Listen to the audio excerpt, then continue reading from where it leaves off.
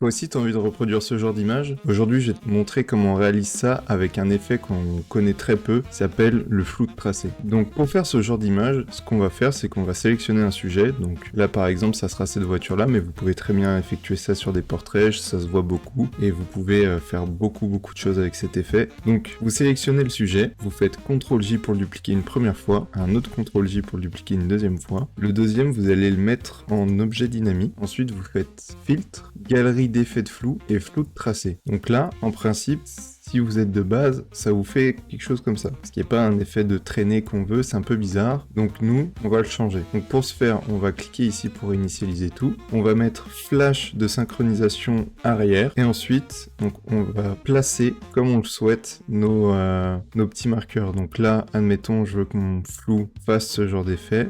Et une courbe un peu comme ça. Donc je vais le mettre comme ça, puis... Donc ça, c'est le mouvement que va faire qu'aura le flou, et ça, c'est l'intensité du flou. Puis voilà, et une fois que vous êtes satisfait du résultat, vous appuyez sur OK. Donc après, quand vous le retravaillez, vous pouvez donc avoir ce genre d'effet ou ce genre d'effet là.